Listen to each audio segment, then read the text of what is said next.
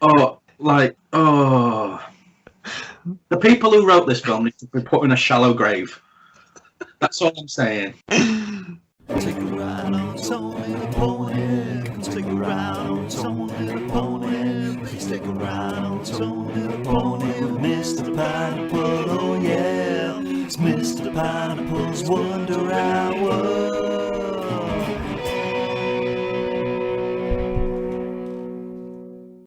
Hello and welcome to Mr. Pineapple's Wonder Hour, the show where we talk big pineapples, small pineapples, everything in between. I'm your host, Tony the Pony, and with me as always is the one and only, the incredible Mr. Pineapple. Oi, oi! Hello, Jesus. How are you, Mr. Pineapple? Yeah, I'm alright. Yeah. Shouldn't be recording this fucking piece of shit podcast though, should I? Oh, it's a weird one. Bitch arse. Hmm? I'm only here because I'm contractually obligated. Yeah, just like many wrestlers. Yeah. Should we get on to the hairy pineapple? Should we discuss the podcast and how weird it's going to sound at parts? Yeah, I guess. Well, you were supposed to be going on holiday, weren't you? I was, yeah. And then, boom, alien invasion. And I had to come back and Yeah. discuss the alien invasion. No, your uncle were a bastard, weren't he? Yeah. Gave you a key. So what are you going to do? You're going to have to come back and just stay at home instead. Have a staycation, mate. And I've already recorded the small pineapples and the wrestling news, so I'm not doing that again. We weren't meant to be recording until Tuesday, but now no. we're on a fucking Sunday. I guess it's better for the listeners because they'll actually get the episode on time. Yeah. I got gum pain because of my wisdom teeth. And You shouldn't be so smart then, should you? So yeah, I've already recorded the small and wrestling pineapples. That makes sense. Yeah. So we're not doing them again. What trailers did you talk about? Any fun ones, though? Camp Station 2? No, No, not a fan. no. I did talk about Fat Man though. I still need to see that. It It sounds looks- interesting. Looks good. Yeah! It's no Camp Crustacean Season 2, though, is it? I mean, nothing's gonna be as bad as that. Giant shellfish, prawns, lobsters, Yeah. all there at camp. And then they get killed by Jason. Oh shit! Might actually watch it. Camp Crustacean Season 2. I did talk about the Jurassic World Dominion poster though. Yes, it got a release date of some time. I didn't talk about that. I just said it's the dinosaur in the amber thing. 2022. Yeah. Who cares then? Cinemas won't be about then. I only hope. Should we get on to the hairy pineapple? Yeah, we may as well, aren't we? Go on then. Well, as I said last week, I aim on watching a shit ton of films this month, and I thought rather than spewing them all out in one, at the end of October, I'll just do it all this fucking month just for ease of my mind. Nice. So shall we? Well, to start off, I watched one in the Empire Top 500. Ooh. I've watched very little horror films actually since the last time. By very little, I mean zero. So I aim on watching a shitload more horror this week. Very nice. Because it's spooky season, as I've said. Spooky pooky. But I watched number 403 on the list. It's 1989's Do the Right Thing. Oh. I know, right? I know. Mm. I hate him. Who do you hate? Despitely. You I actually watched this enjoyed it. film. It was alright. It was alright. Oh, Jesus. I just don't like him. And he acts in it as well. He's like one of the main characters, and it's just like, fuck off, mate. Either be a shit director or a shit actor, not both. He's an alright director. He's just an annoying man. Is he an alright director? Yeah. I've seen Do the Right Thing. And you said it were right. Yeah, alright. I liked the opening.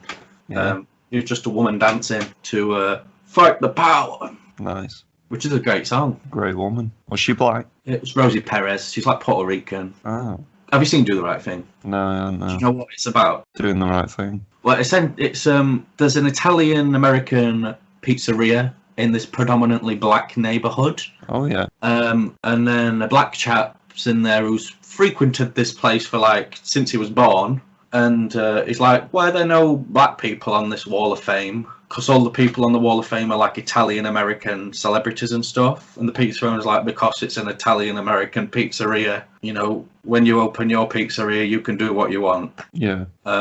Essentially. And it's set during a heat wave. Right. And then this guy's going around trying to get everyone to boycott Sal's Pizzeria. And then there's a guy called Radio Raheem who walks around blasting Fight the Power on his boombox all the time. He like goes into the pizzeria and the guy's like, well, turn the fucking music off. We have no music in here. And stuff, you know. And then they go in there and blasting this on their boycott, and then the police, they start, the guy hits the boombox with a baseball bat, and then Radio Raheem's pretty much trying to kill him, and then the police come and kill Radio Raheem. Oh no. You know, it all kicks off because the black people start calling the Italian Americans derogatory slurs like Guinea. Right. So then he says the N-word. Oh yeah. But yet we're meant to believe that it's the white people's fault for this when they were instigating it and stuff. It seems like they were just trying to run their pizzeria and then they became a nuisance. Yeah, so because of that, he gets killed. They all the black people destroy the pizzeria and burn it to the ground. Right. But also throughout the film, there's other ethnicity stuff. There's like a Korean couple who own a shop there, like a convenience store. Do we burn that to the ground as well? No, but there's a black man who wants to because he's like, it's wrong, man. These Koreans come into this black neighborhood and shit. You have to watch it. It's alright. It's on Now TV. Is it? Do we not? Are they the like protagonists then? The black. It's very much an ensemble piece. Right. There's no. I guess if you wanted to pick a main character, it would be Mookie, played by the cunt. Right. And there's Puerto Ricans there as well. You know, and it does show that the black people are being very racist towards everyone as well. And then it's like I don't understand what it was trying to get at as a film. It was just. Did it just kind of show everyone can just be hateful? I guess, but I didn't enjoy the ending. Was it ambiguous? No, they just burnt the fucking pizza place to the ground. Oh right. Okay. Even though they had nothing to do with it. They weren't the policemen who killed the guy, who instigated all this fucking shit. You'd think they'd like burn the police station to the ground. But, you know, I enjoyed it, I think, but it just really pissed me off. What else have you been watching? I just got that annoyed. I don't think I liked it, actually. No. But at least I don't have to watch another Spike Lee film ever again. So it's the only one on the list. 143 left to watch on it now. Oh, you're getting down it. Yes. What else have I been watching then? Let's take a look, see. Well, I talked about Hobbs and Shaw, didn't I, last week? Yes. So I watched Abominable. Oh. DreamWorks-y type, film-y type thing. Yeah. About an abominable snowman type creature. Creature that wants to go home. Oh, it were alright enough. Set in Hong Kong for a bit of it. Load of Asian characters in it. Sure, past an hour and a half, didn't it? Nice. If you're into animation and shit, you know. Then I watched Pokemon Detective Pikachu. Yeah. You didn't like it, did you? No, I didn't like it at all. Why? It just bored me. It's fun. If you have the brain capacity of a you. Yeah, but it's for children, isn't it? It's not for children. It is. It's not. It is. Come on. Either way, I watched that. Then I watched a couple of Marvel films. Yeah. Then Do the Right Thing. Then I watched Instant Family, a sort of comedy drama about adoption and fostering and stuff. Starring Wahlberg. Jesus Christ, could not say it. Mark. Yeah, and Rose Byrne. I really enjoyed this film. It made me well sad in places. It was just a really cute film. Oh yeah, I saw a trailer for this when it were out in cinema. It's on Now TV. I recommend watching it. Judge Fudge would probably like it. Yeah, don't know if she likes Marky Mark though. He's good in it though. Got an annoying voice, so any. Yeah, but it's a really fun film and a good film, and it made me cry. Did it make you tear out your penis? Nope, just my eye penises. And then I watched Dora and the Lost City of Gold, mate. I mean, that was fucking awesome. Love an action adventure film, as you know. It was just so self-aware as well. And Detective Pikachu weren't. No, that was shit. But Dora and the Lost City of Gold, it was good. It was good, man. You can't say I liked Detective Pikachu because 0 brain cells, and then you say you liked Dora and the Lost City of Gold. Yeah, because it was smart. Shut up. It was really smart. Swiper, no swiping. It was really funny as well. Is the magical map in it? Briefly. It was just really good. You know what I've been watching? me and Judge Fudge, actually, which is making her hate wrestling even more. Oh, what is it? Dark Side of the Ring. Oh, yes, mate. We watched the Chris Benoit episodes, and who else did we watch? Oh, the Owen Hart episode as well. And boy, oh boy, she hates Vince McMahon.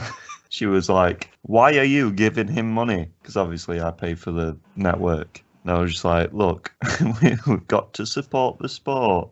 And she was like, no, he's a cunt. What are you doing? He's getting away with murder, basically. So now she hates me for paying for the network, and she just hates wrestling even more.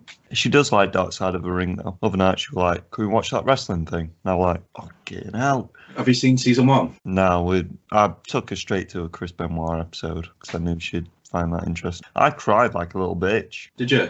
Yeah. Why? Watching his son like recount the like memories, and then Chavo like puts his hand on him and cares for him, and then Chris getting.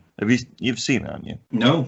Ah, right. I won't spoil it then. Well, I know what happens. He kills everyone. Yeah, I know, but there's like stuff to do with his family and stuff. Hmm. It's on all 4. Oh, is season 2 finally on all 4? Yeah. Oh, because season 1 was only on there. That's why I didn't want to watch it yet. All right. The last time I checked. I can watch that now then. Probably not on my staycation because I don't want to be depressed. No, you don't want to cry like me. I don't cry. You do. I've never cried. Shut your mouth. I'm Vin Diesel, mate. I never cry. Vin Diesel never cries. No, he just sweats out his head to make it shiny. Nice. Right, you're going to fuck off so I can do small pineapples then? Right, now that fucker's fucked off, you know, he goes on holiday and he's like, oh, I can't record with you this week. I go on holiday away from my daughter's birthday and I fucking make time, don't I? No dedication from Mr. Pineapple there, the motherfucking bitch. Anyway, small pineapples, you've just got your boy, Tony the Pony. So, let's just get through them, okay? Trailers, let's go. Snowpiercer Season 2. You know, I've not watched Season 1, about a train, and it's got some post-apocalyptic vibes and shit. It's got David from that musical Hamilton, you know, he plays Lafayette, and that other one who's a massive slave owner and shit. But this season trailer has got your boy Sean Bean in, so, you know, you can't go wrong. Sean Bean, fucking ledge. Let's go. Fat Man. Fat Man's the next trailer. This looks fucking amazing, right? Mel Gibson's best work in 50 years, I'd say. It's got Mel Gibson in, obviously. It's got Walton Goggins, the fucking G. And it's the first Christmas trailer that I've seen this year, actually. It's a darker take on, you know, Santa Claus and all that shit. Basically, a little kid fires an air rifle at one of Santa's reindeers. Santa responds by giving him a piece of coal for Christmas, and then the kid's like, yo, this ain't good. So he hires a hitman, Walton Goggins, to kill Santa, Mel Gibson. And then, you know, shit goes down. And it just looks like a perfect Christmas film for me. Dark comedy, Walton Goggins, Mel Gibson. Mwah. There you go. Beautiful stuff. The next trailer, Invincible. You know, it's an anime, isn't it? About this kid who's got superpowers, and his dad's like, yo, you got superpowers, mate. I don't know if it's his dad. Who knows? His mentor. It's only like a minute trailer, but it looks alright. It's Amazon Prime's first anime kind of delving into series. But I think it's got Glenn from The Walking Dead in doing the voice of the main person, and then it's got J.K. Simmons doing the mentor voice. It's also by Robert Kirkman, the creator of The Walking Dead. But yeah, he's invincible. I'm guessing that's why it's called Invincible. Next trailer. Now this looks pretty weird. The Watch. It's about some kind of team of supernatural hunters. It's got your boy. Let's get his name up. One second. It's got your boy Richard Dormer. Now this guy, you might recognise him from Game of Thrones, playing Beric Dondarrion. You know, the guy with the eye patch and the Lord of Light guy who keeps dying. He's also in a very good murder mystery series called Fortitude. Very good. Plays Dan Anderson in that. He's from Northern Ireland, so come on. You've got to love him. Really good actor. This was a trailer from New York Comic Con. We won't be covering that this week. It'll probably be next week because it's all at the weekend and fucking fuck you, alright? We'll do it next week. But yeah, this looks really interesting and edgy, as the kids say nowadays. You know what I mean? Yeah, but that's The Watch. Check it out. Give it a watch. Next trailer is a Netflix film called Mank. Follows screenwriter Herman J. Makowicz. You know, he's famous for the stuff and the things, you know. Now, he's famous because he's a screenwriter and he did them Orson Welles things, innit? You know, Citizen Kane and all that shit. It's got Gary Oldman. Old man playing Herman himself, and it's also got Tom Burke from things such as who's heard of them fucking things? Don't matter, he's playing Orson Welles anyway. But it's also got Amanda Seyfried playing Marion Davis, and yeah boy, Charles Dance, the big boy himself, playing William Randolph Hearst, which I'm guessing is some guy. Next trailer, right? Minamata. This looks actually pretty decent to say it's a Johnny Depp film.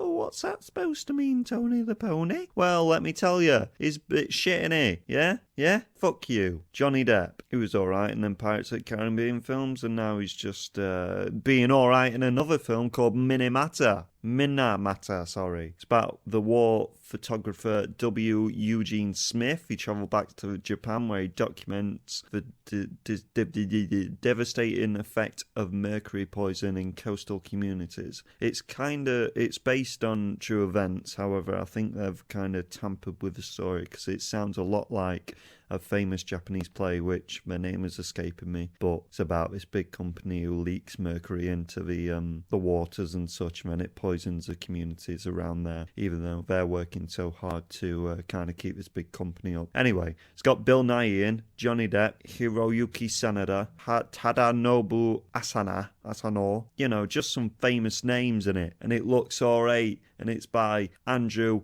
Levitas, who's done stuff like Lullaby and other things that no one will know. But yeah, it looks good. In it, bruv. Next and final trailer, PlayStation. They did a PlayStation 5 teardown video where some Japanese, or probably, yeah, Japanese guy, or Chinese, I don't know, Asian, alright? He took the PS5 apart and said all these weird numbers and words and letters that mean good things, I think. I'm not a fucking tech guy, even though I keep getting called the tech guy, but that's all just a fucking lie, alright? But yeah, PS5, all I got from it is it's got a cool stand that you can like take off and put on the bottom, and the screw's got a holy pluggy thing, which is good because you don't want the dust in the thing. And then it's got dust catchers in it, and you can take off the side panels and probably customize them with special editions and stuff like that. And it's a fucking big console. Fuck me, it's like size of his body. Yeah, it's tall. And they're the trailers for this week. News now, alright?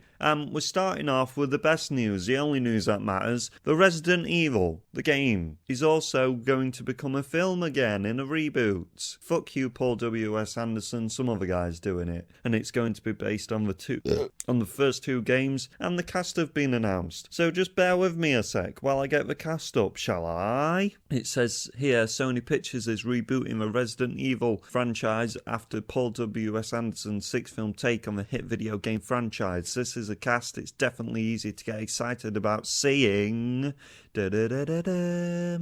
We've got Kaya... Fuck me, why do people have names? Kaya Sakalulu. She's from Maze Runner. She's playing Claire Redfield. She looks like her. Hannah John Kamen from Ant-Man and the Wasp, the ghost girl who twitches. She's playing Jill Valentine. It's an alright casting, I guess. There's better people, but what are you gonna do? Robbie Amell from Upload as Chris Redfield. Now that is one that I'm excited about because he does look like Chris from the first games. Tom Hopper, the big gorilla man from the Umbrella Academy. He's playing Albert Wesker. It's an alright casting. He's a decent actor. But Anthony star from The Boys would have been better. Just saying, mate. Avan Yogia from Zombieland Double Tap is playing Leon S. Kennedy. Now, this is probably the worst casting in the whole cast that's been announced, because he looks nothing like him, mate. He's like Middle Eastern or some shit. And Neil McDonnell from Yellowstone as William Birkin. Now, I'm excited to see William Birkin in a film because he's been replaced by fucking stupid characters that turn out to be what should have been Wesker in the film, but then Wesker gets killed by a door. Poor W.S. Anderson. But yeah, alright casting. It's by director John S. Roberts. Did 47 Meters Down. He said, with this movie, I really wanted to go back to the original first 2 games and recreate the terrifying, visceral experience I had when I first played them, whilst at the same time telling a grounded human story about small, dying American town that feels both relatable and relevant to today's audiences. Also, the producer adds, after a dozen games, 6 live-action movies, and hundreds of pages of fanfiction, we felt compelled to return to the year of 1998 to explore the hidden secrets in the walls of the Spencer Mansion and Raccoon City. Now, I'm excited. Yeah, I'm excited. Hopefully, there'll be images and trailers soon. Who knows? But next news. Pushbacks. We have got a lot of them, so bear with me, alright? Here we go. Let's get this up. Get you up, Mr. Pineapple would say, but sadly he's dead. Right. DC. All the films have been pushed back. December 25th, Wonder Woman. August 6th, 2021, The Suicide Squad. March 4th, 2022, Batman. Now, Batman's been with us throughout our journey through this podcast industry, shall we say, and fuck you, fucking 2022, you motherfucking piece of shit. November 4th, 2022, Flash. December 16th, 2022, Aquaman 2. June 2nd, 2023, Shazam and his delightful bum buddies. Right, let's get on to other films. Monster Hunter, that's been delayed probably till end of year now. Escape Room 2, that's been delayed till 2021. Matrix 4, that's been delayed till 2021. And Dune, or Dune, no one knows how to say it, has been delayed till October 2021. I mean, yeah, sure. I don't think a lot of people are going to see Dune anyway. I think it's just going to be one of them. Yeah, look at us, we got some good special effects and we got the big worm. Anyway, next bit of news. Robert Downey Jr. is obsessed with cinematic universes. He's like, yo, I brought Marvel into the mainstream fucking cinematic universe, mate. And now I want to do the same with Sherlock Holmes. Well, fuck off. Sherlock Holmes, they're not even that good. You dressed up in woman's clothing and did the funny fucking thing in the train. Who fucking cares, Robert Downey Jr.? Fuck off. Next, we got deaths, right? And your boy, Mr. Pineapple, normally handles these, and I'm not very good at them because I don't really fucking care, to be honest with you.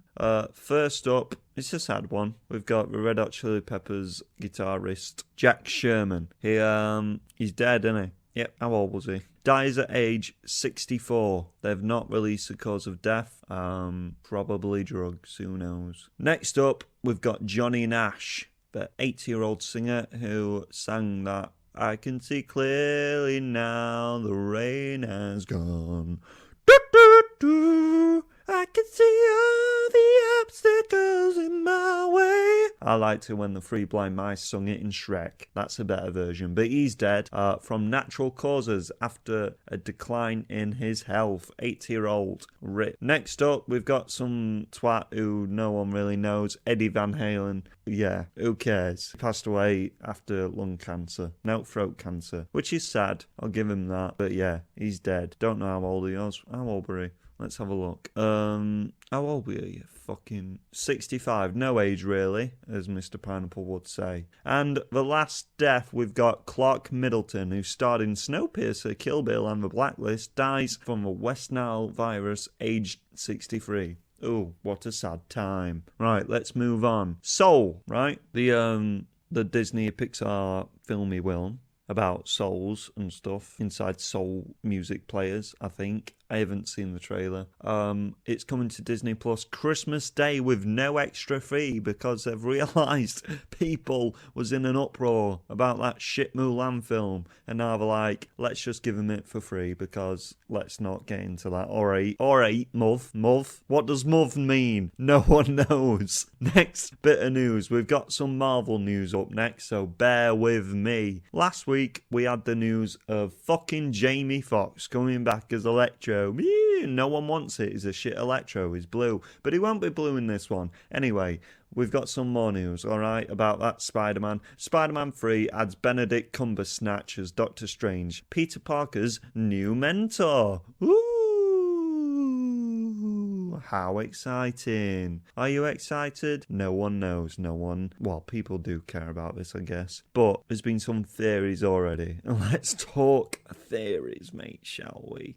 Let's talk theories.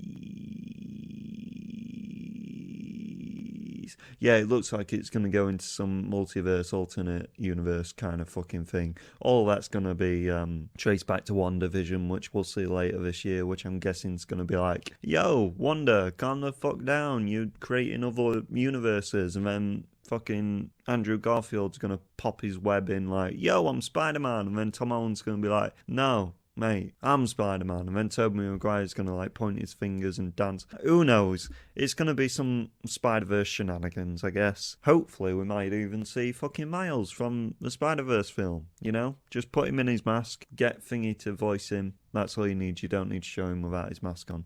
And you've got the Spider-Verse fucking guy. But as spotted by eagle-eye viewers in the WandaVerse trailer, they saw the House of M beer thing. And if it's going down that storyline and starting to, you know, we've had the cosmic with the other phases, and now it looks like it's going into the multiverse phase where we're going to see some really messed up shenanigans happening. But yeah, what it's got to do with Spider-Man, you ask? Well, if we go down the House of M storyline, we might see some stuff that ties into the Spider-Man in that kind of universe, which basically there's another Spider-Man who's a big celebrity who inhabited that kind of House of M world and is everything the young Peter Parker wants to be with Spider-Man, with his ego and his celebrity status and stuff like that. And it'd be quite interesting because I think Andrew Garfield could pull off that role, and it would explain why Electro's back in the film, because he could hop in from that dimension.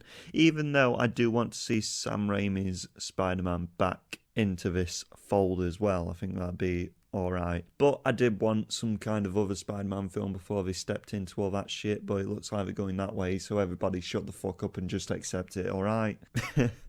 But yeah, what else were I going to say? Oh yeah, fucking, apparently it's rumoured that Green Goblin and Gwen Stacy will be coming back as well, but who fucking wants that kind of shit? You know what I mean, Jelly Bean? Because that Green Goblin was the worst thing I've ever seen on screen. But Gwen Stacy, you know, my girl, Emma Stone, so, you know, on her clitoris. Anyway, next news. Yeah, some more Marvel news, I guess. Another actor has thrown his name into a hat of playing Wolverine. And this time it's Luke Hemsworth. You know, he's already been in the MCU because he played Thor in the Ragnarok when he's got that play, when Odin's got his play going off and Matt Damon's Loki. He's the one playing Thor. So yeah, that would be quite interesting. I think he's got the build for Wolverine, even though, you know, he's not that well known. People might be like, but yeah, he could be decent. He's a small, big man, I guess. Yeah, that's all he needs for playing Wolverine. Anyway, Aya Cash, however, the Stormfront from The Boys, if you watch The Boys, I don't know what else she's been in. She has thrown her name in to play Jean Grey or Beast, which are very two different characters, but I could see her playing both, to be honest. And they could always gender bend Beast. I mean, it's not a fan favourite of my liking, you see, Beast. I think he's a bit boring, but people like him, I guess. And he weren't utilised enough in the Sex Pests X-Men. I guess he was in the ones where they had the younger cast, but the older cast, you know, the good ones, he weren't utilised enough. Ha ha ha. I said the good ones, even though First Class is one of the best. Fuck you. MODOK. the Hulu and Marvel motion stop animation series has got its first look images. And let me tell you,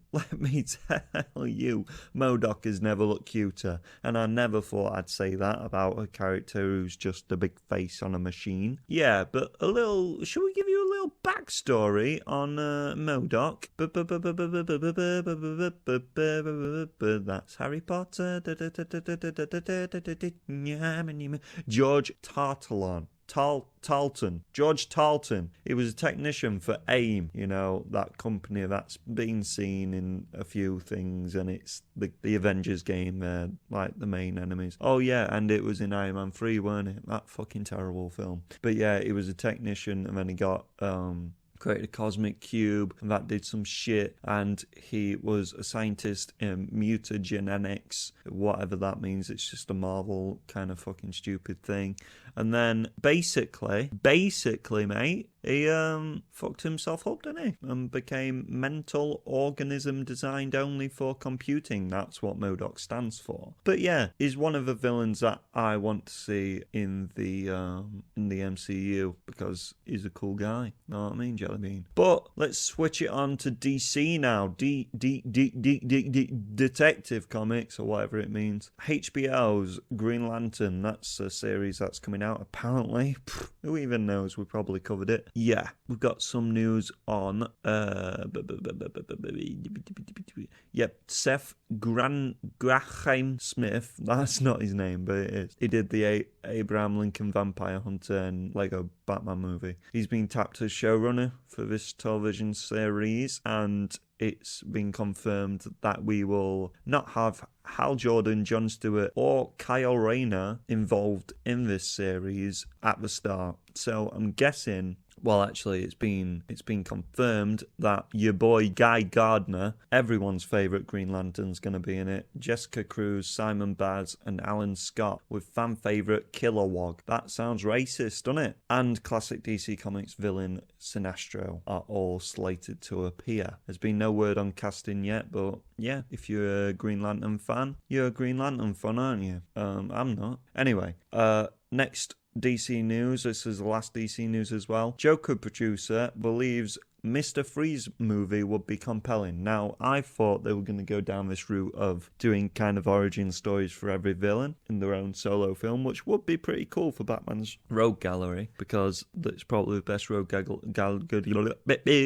Gallery in comics. Yeah, I said it, motherfuckers, come at me. But yeah, Mr. Freeze is a favourite of mine. It would be really fun. Not a fun film, actually. It would be very dark and depressing, but really good to see a movie about Mr. Freeze. It could take it down that kind of Shape of Water vibe, maybe set in that era, create a different spin on him like Joker did, I guess. But yeah, that'd be really cool. It seems like we're getting Riddler and Penguin and stuff in the Batman, which I'm guessing is going to be set in the same universe because they've left it open, haven't they? Let's be honest. But yeah, that's all on the comic book news, so you can calm down, mate. However, Game of Thrones, it's a series that was beloved by everyone, and then everyone thought it was shit at the end, because it was. It ended very badly.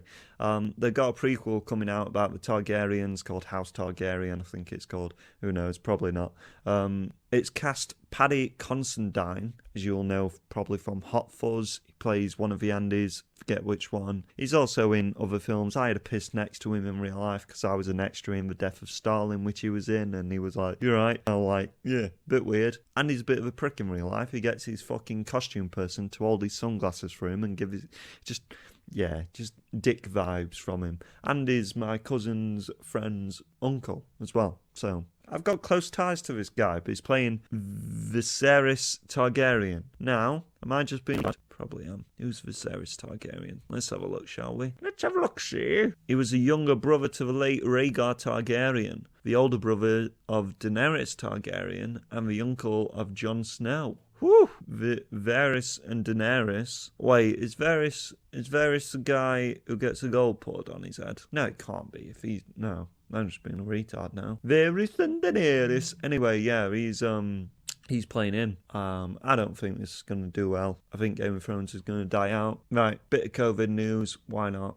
Infected Pineapple brought it back for 2 bits of news. Glow, the very muchly loved Netflix series about wrestling. The uprising of women in professional wrestling actually being recognised as wrestlers and stuff. It's been cancelled due to COVID delays and such, which is a shame. I know Mr. Pineapple's very angry about this because he put a fucking thing on the Facebook saying, oh, soon Netflix will just be crime documentaries, which you might be right. There is some good crime documentaries on there, though, and one trailer that I haven't watched, I've just seen popped up, is Unsolved Mysteries Volume 2, which is really good. The first volume, you should go and watch it. But yeah, anyway, Glow, starring Alison Brie, Mark Maron, Betty Gilpin, fuck me, Britt Baron. It's about women wrestling, innit? It's alright. I've watched the first season. It's pretty good. It's got many cameos from many different wrestlers in it. And I love Mark Maron. He's a lad, isn't he? Alison Brie, who Mr. Pineapple thought would be cast as She-Hulk. She's not. And the series has just been cancelled. So,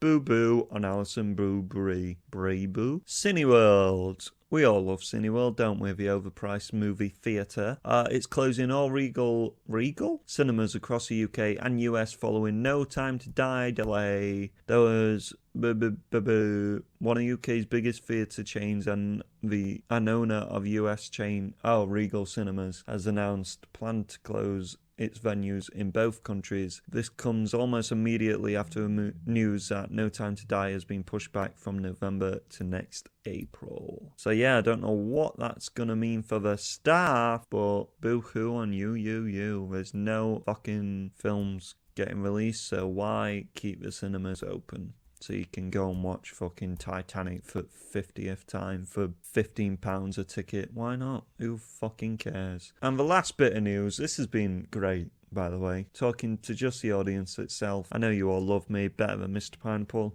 And, you know, it's a bit of a prick, innit? But yeah, last bit of news. Jurassic World Dominion got a logo, hasn't it? Got a logo. It's the same, but the T-Rex is the T-Rex is... The silhouette is in amber, like an amber circle, which is a bit cracked because, you know, they had that mosquito in the amber with the fucking... You know why. Everyone knows why. They've seen Jurassic Park, alright? It's gonna be shit. Not a massive fan of the second Jurassic World, and I've got no faith in Colin Trevorrow to do anything good in his life anymore. Thank you very much. Shall we get onto a big pineapple? I think we shall. I love you all, Pineheads. Stay fresh, all that shit, and I'll see you in the next one, motherfucking bitches. Come in an envelope. Yeah. That's my cover band name. It's a good name for a band. Yeah, we only do weddings. Nice. Weddings and bar mitzvahs. They're the foreskin parties. And pet funerals, of course. Oh, right, yeah. We are coming in an envelope. And this one goes out to Daisy. She's in the ground now. What animal is Daisy? Daisy. It's more of a concept, Daisy. You know, it could be any animal. Oh, Daisy the dog. That just doesn't sound right. Buy our debut EP. Stop coming in your socks, son. I'm not going to wash them anymore. We'll be outside in our van selling them. Crusty socks. Coming in an envelope. What a band.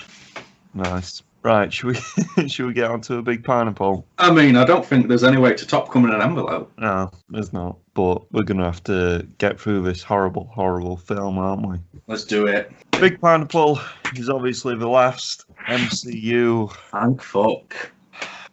Reviews. Never watching these films again. It's been a long road, hasn't it? It's a long road. And we've got down to the final two.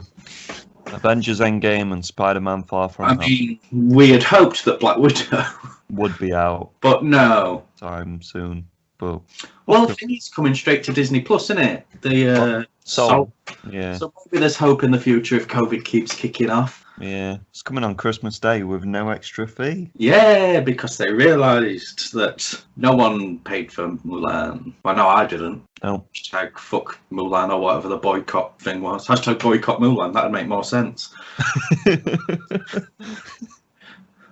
Right. Let's get into it. I've got some stats. Avengers Endgame. God, 2019. Yeah. It seems like a lifetime away now, 2019. It really does. It's It's only released last year. Yeah. That's mental. 8.4 out of 10 on IMDb. ridiculous. 94% on Rotten Ridiculous. Tomatoes. 5 out of 5 on Common Sense Media. I believe Empire gave it 5 out of 5. Fuck Empire. 25th of April 2019. Directors, obviously the Russos. Box office. Now let's go budget first, shall we? Budget 356 million US dollars. That's a lot of monies. Box office 2.798 billion. That's also a lot of money, isn't it? The highest grossing film of all time. God, I wasted my money on this. I didn't. A double bill at midnight. We best just get into it, haven't we? It's going to take a while. Well, yeah, you're going to go first because you have a billion notes, and I'm sort of just going to... Piggyback on. Yeah, pop in every now and then. Like, pros. The opening with Hawkeye and his fam. Yeah, I put cute Hawkeye fan. Yeah. I like the talk about hot dogs and who has mayo on a hot dog. Yep. I was a fan of that. Jeremy Renner. It's probably his best acting scene in the MCU. Nice little, like you said, cute family. I like the fun little game that Nebula and Tony are playing on the spaceship. Yeah, we've all played that, haven't we, before? Yeah. Flick the thing into the thing. That's what I'm calling it. I like the emotional and vulnerable side of Tony. I thought he should have died there, though. I like how the argument between Tony and Cap about putting the shield around the world and all that shit when he's like AIDS looking. Nebula's always cool, isn't she? Decapitation. I went for the head. It's just fun to see. Cap the Counselor. I like the Namor reference with the Rumble in the Bronx. No, the earthquake under the sea, as whatever they say. I like Rocket's outfit in this. Ant-Man is funny, isn't he? Got some good comedy chops on him, that Paul Rudd. I like Daddy Tony. I put the only good scene with Pepper Potts in it when they're talking about either saving the world, basically, or just living in their little cabin in the woods with their family. The time travel line is the only good line from the Hulk. What line's that? You know, when Ant-Man keeps turning into, like, a baby and stuff, Yeah. and Hulk goes, time travel! It just made me giggle. And I was like, that's the only line in the film that he does. That makes me giggle. Because, we'll get on to him later, shall we? Tony and Cap's up scene when he gives him the shield. Ratchet and Clank reference. Cosmic Ghost Rider reference with when he's on about strangling baby Thanos. Because that's in the comics. The only funny bit that Thor does is when he's doing the planning scene to get the ether. I found that funny. The ether stuck itself inside her. It's just a sexy reference, isn't it? Scott's reaction to Thor's story as well, because he's the only one that's interested. Sat there with his grin. Nebula and Gamora action for like 10 seconds. Right, that's America's ass line. I only found it funny when Ant-Man says it the first time. It's a bit annoying. I like Hail Hydra because it's a reference to the comics. A lot of my pros are just, yeah, the reference to comics. I do like how it shows like stuff that we didn't see, like from the Avengers, like the aftermath of them getting Loki down to the plate, like what's in between the kind of Loki on the floor and then him taking Loki to Asgard kind of thing. Good old Robert is back. Sneaky Loki. I like how Cap doesn't like the I can do this all day line. I know you can. Yeah. I like the relationship between Tony and Ant-Man because they both fucked up, and that argument in the car where Ant-Man's like, you're repeating yourself kind of thing. Captain Steve America Rogers, just because he's a retard, isn't he? Good old Scott. But yeah, Tony and Cap are the standout characters in this film. Really homes in on getting them to be friends again. Tony and Daddy Stark moment. Old Ant-Man helmet. Young Michael. It's not even... It's just... Peggy! And then I didn't have a pro until braided beard. Thor looks badass in the last fight with his two weapons. Portal scene is cool, I guess. Spider-Man and Tony, the spectacle, but yeah. I mean, full scale, riot is a spectacle. That's what I mean. The spectacle's not always good. Props to Hawkeye surviving that long, I guess. Just running through many aliens. Hawkeye's just great, though. Instant kill mode. Overall, I mean. Spider-Man is fun. And then I put Ned. Yep. Should be wearing a hat, though. Yeah, he should have, shouldn't he? Because he's a cool hat-wearing motherfucker. Well, I put as Guardians of the Galaxy, which is another comic reference. Is it? Yeah. You don't like them, do you? It's the only thing I like about this one. And I put the two Chris's at it again. Not as good as the Infinity War comedy scene, but it made me chuckle a bit. Have you got any more to add to that? Well, I said I like the cute Hawkeye family stuff. Not really a pro, but I just wrote Rip Cap's beard. You know, he's shaved. Yeah. Made me less attracted to him. Yeah. I like it when Rocket and Nebula first see each other after everything that's gone off. You know, when Captain Marvel brings them back to Earth. Just a little brief moment of those two sat next to each other. I liked that. I thought it was cute because they're the only two of the Guardians crew, you know, that's left. I like that Thanos just became a farmer / cook. He's not a pro necessarily, it just amused me more than anything. I just wrote, ooh, he's dead. Oh yeah, Thanos. I like it when he gets his head chopped off. Yeah. I like a good decapitation. It's good, isn't it? Much like all the previous films, it's got 2 Community cameos in, Senor Chang and fucking whatever the black woman's name is, I can't remember. Shirley. Nice. Obviously, she's in the elevator in the 1970s. Oh, yeah. And Chang's the security guard when Scott gets out of the place. Like 5 seconds. Yeah. I like the name Time Heist. I like a cheeky heist. Not this one, but I like the name Time Heist. What does that? I like Ronin, I guess. And I just like the way he's killing fucks. I like a man who kills fucks. I'll get on to Ronin. Much like you said, I like to see all the other stuff that were happening in 2012. Like you see the Ancient One fighting the Chitauri as well, you know, just before Hulk is there. I was like, oh yeah, cool. It's nice to see all that sort of other stuff that was happening at the same time. And how she says that Stephen Strange is in the hospital, like fixing people. I like the Hair Large elevator stuff. Just him saying that. I just wrote Redford ! Just because him being in anything just gives me an automatic semi, you know. And the only sort of forced stuff I like in this is when he's talking to his mum. Oh yeah. Because he's lost every fucker, you know. And I was just like, oh, that's touching, I guess. And I'm a big fan of Renée Russo. I think she's a great actress. My girl Peggy, you know. I think I liked Cap and the Hammer. Because it was teased, obviously, weren't it, in Ultron. Yeah. Is it cheap? Maybe. Yeah. You know. The rings are cool to look at, though I hated most of it. Hit Bombay. Yeah, not many. Now here comes the fun bit. I guess there was some alright action. Yeah. Brief, fucking... I don't fucking know. It would... Oh, no. I like Nebula. I think she's probably the only character I enjoy, ever. And Ant-Man's probably my favourite character in this film, other than Nebula. Is it time? Yeah, I'll piggyback on this, because, yeah. Bear with me, guys. We're getting on to cons. So the first one, I still don't understand how they would not be involved with the events of Infinity War. I think the house arrest thing is just lazy and annoying. Hawkeye and Scott. Yeah, because it's not like Scott was in... Yeah, he's going into the quantum realm. Yeah, but he goes in there like... Time period, yeah, I've just realised he's not in... 2 seconds before the snap. He wasn't in house arrest then either, was he? Because he'd just come out. Yeah, because of Ant-Man and the Wasp. Yeah. Interesting, isn't it? Yeah. But, oh yeah, here she is for Captain Marvel. Oh yeah, I just wrote... My second line, what I wrote was Captain Marvel, all of it. It's... Yeah... Shaved his beard. Boo. Rip Cap's beard, yeah. Everyone's got one-liners, even though everything's gone to shit. Big time. God, Mark. Mark Ruffalo is a spaz. Why? Why is that?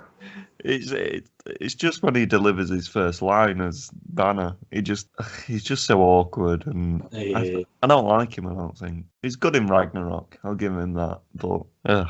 When they ask where she's been, and she just says, "There's a lot of other planets." Jet is now refueled, and how would they have the stuff to do that on Earth? Which? The Milano, is it? Oh, yeah. Yeah. I'm guessing the rocket has made some kind of Piss water. cooking oil prototype fuel or something. Yeah. Shrek Thanos. See what looks like Shrek? He's just a big time farmer chef. He's going to open a farm shop and start selling artisanal foods. That's how he's going to make his money. Is it just me, or does the CG on Thanos look a lot worse in that first scene than it does like in this film and in Infinity War? Yeah, it's not great. 5 years later, right? Time jump. What happened in those 5 years, we will never know. Why is there a post-apocalyptic vibe? I didn't get it, because they'd have like 5 years to clean the city up. If we don't think about it. Like, there's still empty cars in like stadiums and stuff. And I'm like, people would have sorted that out. Gay character promised in the MCU is a cameo from the director. Yeah, it's the director, yeah. Is that director gay in real life? Hashtag boycott Russos. The rat can fuck off. Oh, so lazy. So lazy. Security guy cameo, forgot his fucking name. I know it's because of Community. Just the rat. Let's get back to the rat. It's bollocks, isn't it? It is. Utter bollocks. It just bollocks. It took 5 years for a rat to go on that thing and press the button. Great. Also, getting back to the car thing, that van was on the top of a fucking building. They managed to move that fucker. Yeah. Why not the rest of the cars? And they managed to move that fucker with this giant quantum machine fucking in the back. Yeah. Into some storage. Why don't they get all the smart fuckers to be like, oh yeah, that's fucking time shit? Yeah. Because it'd still be on as well, wouldn't it? You'd imagine so. Because then he wouldn't be... Because they wouldn't just look at all that equipment around and see the dust particles and be like, yeah, let's just put in fucking... Because they would get rid of the cars, right? They'd crush them or sell them for parts or something like that. Somebody's going to open a really good used car showroom and make bare cash. That's all I'm saying. I would. I'm there making money off these fuckers. But yeah, back to, is it Mr. Chang, did you say? Senor Chang. Yeah. Lots of different names. I get that it's Community in that, but it's such a waste. All the cameos are a waste. But so they have enough time to build a memorial for everyone, but not enough time to clean the cities up. Good looking memorial though, isn't it? Bunch of rocks, innit? Yeah, it's big old monoliths. Like our in 2001: A Space Odyssey, you know? Another bad film. Cassie isn't cool anymore. Yeah, I just put Cassie got big. Rip that actor, that was really good. Fuck this film. Fuck time travel. Fuck the quantum realm. I just wrote fuck Tony a lot during this film. I hate the chill talk about time travel. Smart Hulk is so out of proportion. Just the Smart Hulk can Right. suck a fucking fox dick. Hulk in Ragnarok is tall as fuck. Like probably nearly twice the height as Thor. In this, he's like 2 feet off Captain America. Especially in the fucking last funeral scene where he stood next to someone and they're literally like nearly as tall as him. He's Hulk, for fuck's sake. I bet if you put Dwayne Johnson next to that Smart Hulk, they'd be the same size. That's all I'm saying. It's never even fully explained how he becomes Smart Hulk either. It did gamma things for 5 years and he mixed the brawn with the brain and now he's Smart Hulk. Dab. Tony solves time travel, big brain. I just fuck Tony, man. I put no way would a dad give up his daughter that easily. Like risk giving up his daughter. No way. Not even if Tom Holland's ass is that tight. I put Less. all these are in capitals, mate. New Asgard, Valkyrie, Fat Thor, Fortnite. I mean, I don't even know what this line says about. I mean the something. Then I just wrote Norway. How did they survive? It's been explained by the directors. If you have to explain how characters survive in an interview, you're not doing your job right. Oh man. That's all I'm saying. Yeah. Basically they just forgot about them characters. They took some Asgardians in a ship when Thanos came and flew off somewhere nice and coolly. Why didn't we see it then? But we were never told this. We were never shown this. But they told us in an interview. Nonsense. Fucking pricks. How did these people make Winter Soldier? I don't understand Which it. is mate. awesome.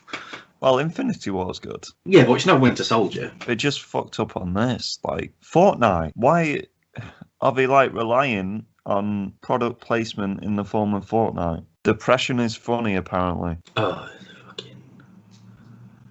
You know, it's mental health awareness. Was it week or month? I don't know. I thought it was Mental Health Awareness Day yesterday. Oh, was it? Oh. Yeah. And I watched it yesterday, and it's just... It's shit. It's such a shit portrayal. Yeah. It's aggravating. It's played off as a joke. Oh, Like, forgot that. He's fat and he's drunk now. Great. Did Thor always have a scar, like one of them cool scars on his eyes? I don't think he had it in Infinity War. He just had, like, a new act. But Yeah.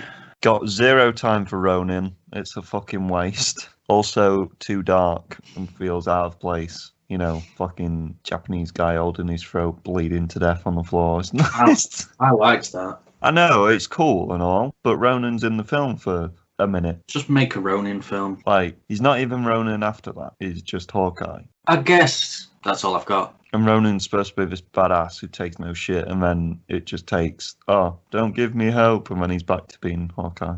Be a good show. Ant-Man is so clumsy. Ha ha ha. It's funny, isn't it? Film references time travel scene. I hate it. Die Hard. No, that's not one. It's like the Deadpool 2 thing. They joke about lazy writing so they can get away with lazy writing. They joke about these films their time travel not making sense so we can get away with their films time travel not making sense. It's a lazy film. It's cheap. It's lazy. It's aggravating. I don't know why people put it on such a fucking pedestal. I know. It's beyond me. Edgy Hawkeye hair and tattoos. Yeah, the tattoos there. Great. Everyone has. In it. I'm surprised he weren't driving around in a fucking Ferrari. I thought everyone had. 20-year-old. Yeah. Midlife crisis. Everyone has an Ant-Man mask, and then there's War Machine with the time travel suits. I mean, Iron Man don't even have an Iron Man mask, but War Machine gets one. God, this film could have been good, because I like it that they're revisiting old films and such and going through the MCU, but it's Thanos in this film has turned into generic big bad guy. Oh no.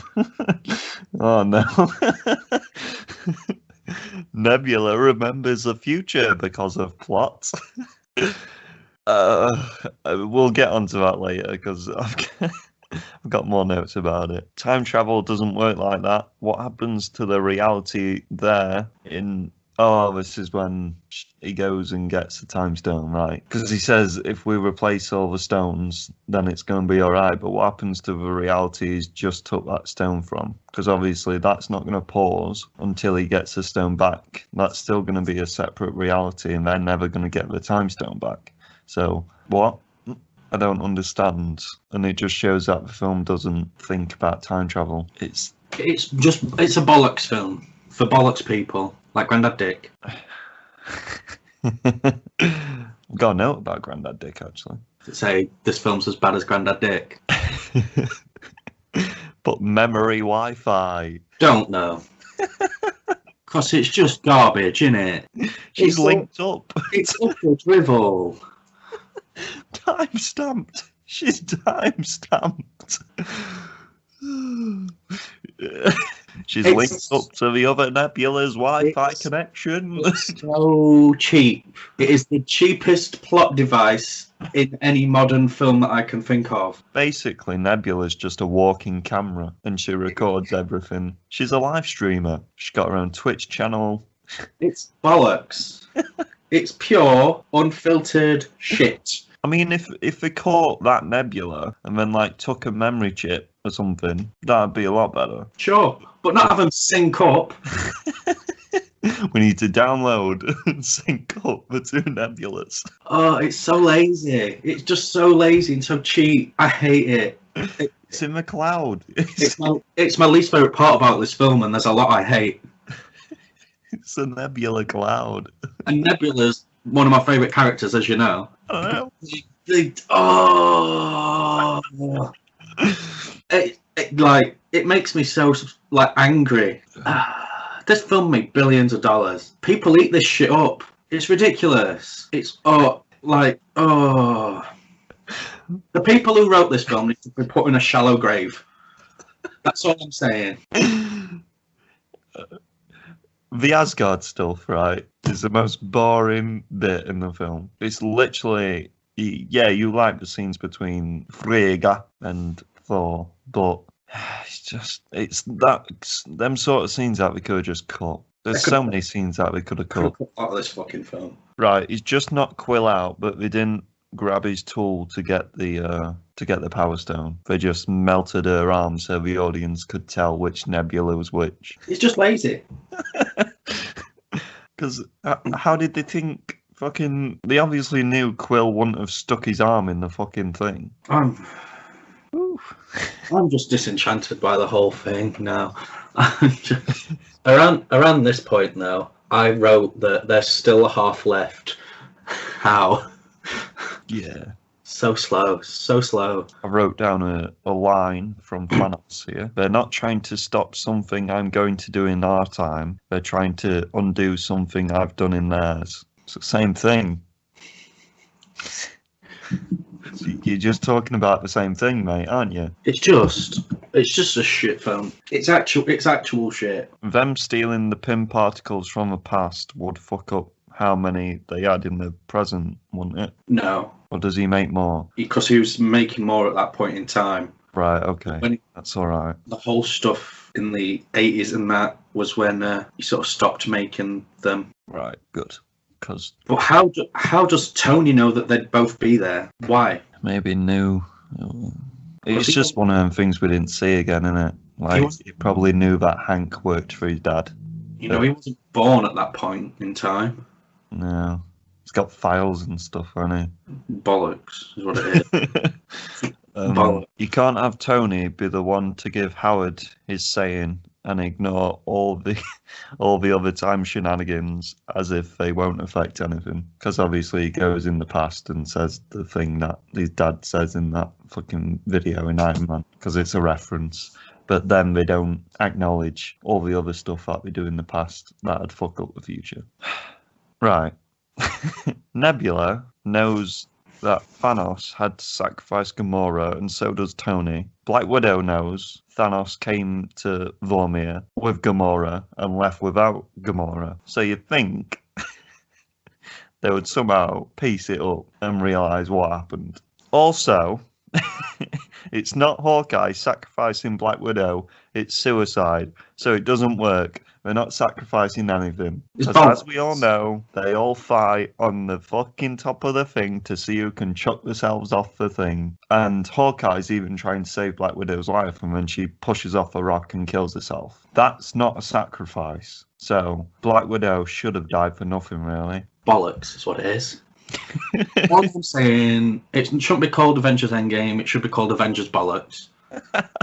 Avengers Bollocks, love it. Could have just left Hulk in the room and then did the protocol to put all the shutters down and stuff. No one else needed to be in that room. Con for the future. Hulk can't even put the Infinity Gauntlet on without like proper nearly killing himself. But Iron Man holds it without feeling a thing because it's in Robert Downey Jr.'s contract that he wins. How did Scott shrink when he didn't see the rocket coming towards him? He should have died, basically. Yeah, they all should have. Yeah, my next note. Everyone should have been dead. Or at least the ones without, bulky powers. Yeah. And full strength.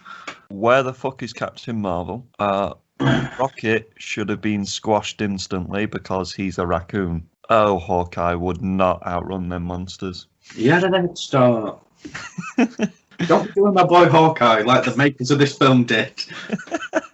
Big bollocks, innit? Nebula has not got the gold for that one scene. Which one scene? When they have to decide which Nebula is Nebula. Even though she took the gold thing off. When she went and talked to Thanos. Yeah. And then it's not in that scene later on in the film, like Cap and the Hammer. I know it happens in one comic, but it's just fan service, isn't it? A little bit, yeah. Stop monologuing and kill him, you fucking purple cunt. This is when this is when I start to get very angry. On your left can suck my fucking hairy balls, mate. Right. It makes no sense. It makes no sense. It makes 0 sense. 0 sense. Who the fuck is summoning all these portals? Because all the mages come out one portal at the same time. And obviously, people wouldn't know where people were. It's a whole thing. If we just don't look into it, how would they know? How would he? He don't even know. Fucking bullshit. No one knows where anyone is, do we? So it just don't make sense. Captain suck my cunt. That's Captain Marvel when she arrives, and then it's the scene in it. I was very angry. Right, let me read you what I put. You know what that scene can do? It can suck my big fat cock. Everyone, every fucking woman in that scene can suck my cock. And then I put she's got help. I can't, mate. Ugh, that line. It's laughable. It's very, very laughable. One, she don't need help because she's this overpowered fucking bitch. Yeah. 2, how were they all on the battlefield in the same place at the same time? And 3, fuck off with your forced feminism bullshit. Yeah. I They put did it how's proper. that plus They did it proper. feminism. They did it proper in Infinity War. He forces feminism into a film and then he puts himself as a gay character even though he's not gay. It's just all a bit confusing, isn't it? It's a bit like Do the Right Thing. But Captain Marvel struggles, but Iron Man can rip all the Infinity Stones off at once. And Because not he's the Avengers on his own. He's the one and only. I am Iron Man. I hate it. It's bollocks. At that point, I wrote "fuck Tony" again. I've probably written that note. I love these films more than anything else. Just fuck Tony. And that line, even though how egotistical Robert Downey Jr. is, even he didn't want to say "I am Iron Man" before snapping his fingers. So that just tells you how god awful that line is. And they should have had Black Sabbath playing just to make the scene at least tolerable. Yeah. I used to like Iron Man's death, but the laughable nature of how it came to be just makes it so stupid. He will be back in a multiverse storyline anyway, so he can fuck off. Iron Man is narrating, even though he only knew he was going to die 10 seconds before he even died. Don't try and make me feel things, film, when you've just shown me 3 hours of bullshit. Shit ending scene, who gives a shit? And that's all my notes. Well, I've got a few more things to add. Yeah. Fuck Pepper. I wrote that a lot. She can go fuck off. Fuck Tony when he's being a cunt after he comes back to Earth. Should have been better, shouldn't you? I mean, Cap was being a cunt as well. Fuck off. Classic. Oh, the rat. I just remembered the rat. Oh. We don't get Hulk versus Thanos. What's the fucking point in doing all the shit in Infinity War then? Bollocks. That's what that is. All the stuff in Norway can go and suck a fucking, salty fucking cock. A salty cock? Yeah, it's not been washed for a long time. It's very sweaty. Nice. It's just a slow film. It's so slow. You could watch the first third of this film, go to town for an hour and come back, and you wouldn't have missed anything. It's bollocks. It made me very upset. Who did? The film. Oh, right. Nat's death is just all kinds of shit. Plus, they didn't need to show. There's the gratuitous shot of her dead on the ground that they didn't need to show. It's like we know she's dead. She's just fallen from a great height. And they mourn her for all of a second compared to Iron Man. On your left can fuck off. It can fuck right off. It can fuck off big time. How would he know where he's going to come out? He said to whoever's summoning portals, make sure I'm on his left, because I'm going to say this really cool line and he'll be like, oh my god, he's alive. A thing that Grandad Dick mentioned, actually, it shouldn't have been Black Panther that came out first. It should have been Bucky to have a sort of resonance for Cap, the first person he sees is his best friend, rather than Black Panther. I mean, Cap didn't even care about everyone dying, so... Pardon? Cap didn't care about everyone dying, so... No, fucking... Just went, oh no.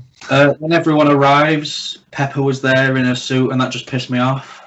Why were they selective in the people that they brought there? I don't understand that. Like, They could have fetched all the army and everything as well, but they're like, nah, mate, I'm going to fetch Pepper and Hope, who we didn't even know about. She's going to be there too, and, you know, all these cunts that we've never even heard of. The fact that when the portals open, they all come in at different times, because, you know, they weren't all there at the same time. Like, Spider-Man comes swinging in after fucking Star-Lord, flies in with his boots and shit. I'm just like, no, fuck off. Oh... There's a war going on, and there's time for a hug. There's time for quips. There's time for, oh, you're not the Gamora that's dead. Then she knees him in the bollocks. Iron Man should have been the one to have killed Thanos. No, I don't think Iron Man should have died. Iron Man should have died, but before the MCU started. I think Cap should have died. I mean, Iron Man's just always going to be there as the mentor figure. Iron Man they try and replace him, so they should have just left him in. Nobody gets a fair shout in the battle scene. Except from Iron Man. Who do you think should have killed Nebula? Nebula should have killed Thanos. I think it should have been Thor, but they already obviously showed that him killing him in the start of the film, I guess. I hate the entirety of this film, I think. Scarlet Witch is in this film as well, isn't she? Yeah. Like 2 seconds. You took everything from me. Kill him then. I don't even know who you are. Or whatever he says to her. Right. Captain Marvel, right? It's like, is she superpowered or is she not powerful? What one are they going for? Well, it's like... She can destroy a ship by flying through it, and then she's not as strong as Iron Man. Because Thanos... isn't amazingly strong without the Infinity Gauntlet. Because in that fight, he doesn't have it. Yeah. And in Infinity War, he has like 2 or 3 of the stones when he's facing 4 people, and they still fucking beat shit out of him. Obviously, Fat Thor had to be nerfed big time because he could pretty much just kill him on his own, the way he was in Infinity War. So let's make him fat and depressed and alcoholic and joke about it. Shall we move on?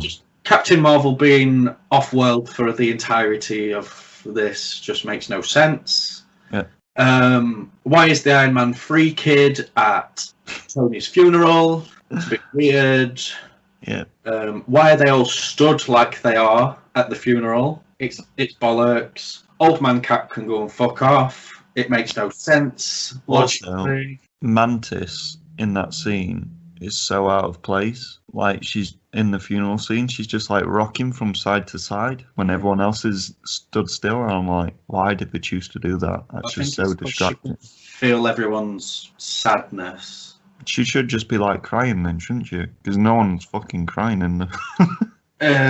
Where did Gamora go to? Yeah. When Does Tony he show her like going away? His fingers, would Gamora die too? Because he doesn't know that she's not a new good person. Because I'm assuming when he clicked, he's like, kill all the baddies, is what his wish was. Yeah, it must have been kill Thanos and his army, I guess. Because if he said kill all the baddies, there'd been no more MCU films. But she was part of said army. Apart from Gamora.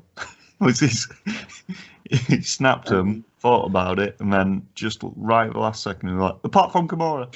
Oh, unless she just died and we didn't see it. That's why you can't find her, because she's dead again. Shall we get on to summaries? Because this is... we're just getting more and more upset. Right, my summary. Everything that made Infinity War great was slapped away and replaced with convoluted plots of time travel that didn't hold up and fan service. All the fan service in the world couldn't save this film. Also, Grandad Dick cried in the cinema when I saw this with him. What bit? Iron Man's death, obviously. Oh, what a little fucking faggot. What's your summary, mate? Long, boring, ponderous.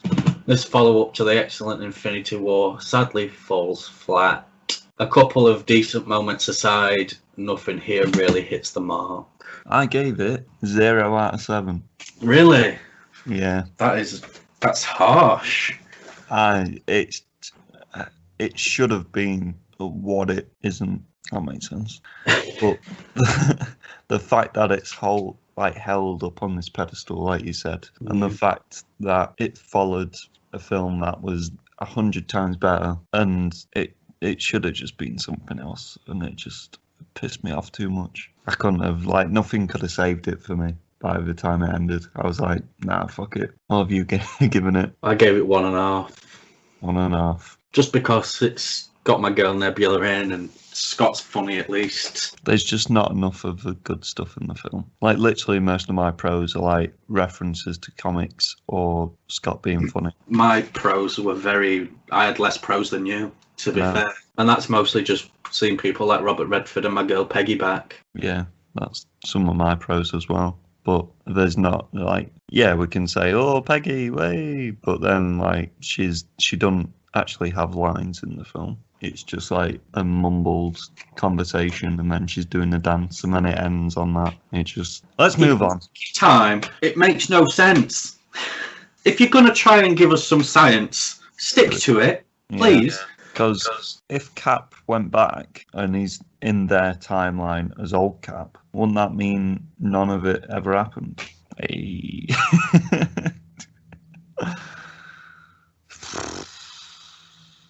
Fucking hate it. You know, Peggy's just going to be like, oh, the fuck, you were dead a minute ago in the fucking ice.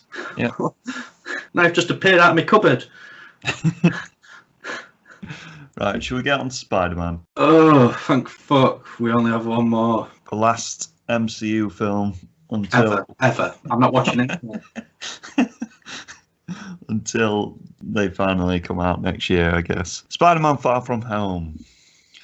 Fuck me. It drains you, doesn't it, Endgame? 7.5 out of 10 on IMDb, 90% on Rotten Tomatoes. 90 or 19? 90. 90. 2nd of July 2019. Director John Watts. And it don't give me the budget, but the gross revenue, 1.132 billion, apparently.